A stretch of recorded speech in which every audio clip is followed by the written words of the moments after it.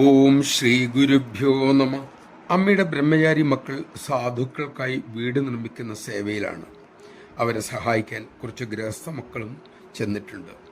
സേവനം കഴിഞ്ഞ് ആശ്രമത്തിലെത്തിയ ചില ഗൃഹസ്ഥ മക്കൾ അമ്മയോട് വിഷമത്തോടെ പറഞ്ഞു, എന്തിനാ അമ്മ ഇവർക്കൊക്കെ വീട് നമ്മൾ വച്ചു കൊടുക്കുന്നത്?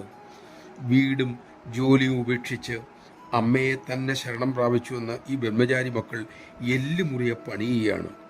വീട് വേണ്ടവരാകട്ടെ ബീഡിയും വലിച്ച് ചീട്ടും കളിച്ച് നടക്കുന്നു. അവർ ഒരു കല്ലെടുക്കാൻ പോലും വന്നില്ല അമ്മേ. ഇതിനൊക്കെ സർക്കാർ നമുക്ക് ആശ്രമത്തിലേക്ക് പണം തരുന്നുണ്ടെന്നാണ് അവരുടെ സംസാരവും ഭാവവും. മക്കളുടെ പരിദേവനം കേട്ട് അമ്മ ശാന്തമായി പറഞ്ഞു, മക്കളെ, ഒരു കഥയുണ്ട്. വെള്ളത്തിൽ വീണ ഒരു തേളിനെ ഒരു സന്യാസി രക്ഷപ്പെടുത്താൻ ശ്രമിച്ചു. അപ്പോഴൊക്കെ അത് അദ്ദേഹത്തെ കൊത്തി. പക്ഷെ സന്യാസി എന്നിട്ടും അതിനെ രക്ഷിക്കാനുള്ള ശ്രമം തുടർന്നു. ഇതെന്താണ് ഇങ്ങനെ എന്ന് ചോദിച്ചയാളോട് സന്യാസി പറഞ്ഞു, കൊത്തുക എന്നത് അവൻ്റെ ജന്മസ്വഭാവം, രക്ഷിക്കാൻ ശ്രമിക്കുക എന്നത് സന്യാസിയുടെ ധർമ്മം. മക്കളെ, നമ്മൾ ഏർപ്പെട്ടിരിക്കുന്നത് സാധനയിലാണ്. അവർ അവരുടെ സംസ്കാരം അനുസരിച്ച് പ്രവർത്തിക്കുന്നു. നാം അവരോടും സ്നേഹത്തോടെ തന്നെ പെരുമാറണം.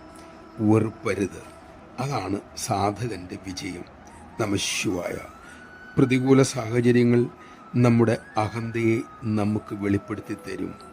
ആ അഹന്തയെ അമ്മയെ സ്മരിച്ചുകൊണ്ട് മറികടക്കാനുള്ള ഉപായങ്ങൾ നാം സ്വീകരിക്കണം. അതിന് നമുക്ക് കഴിയട്ടെ.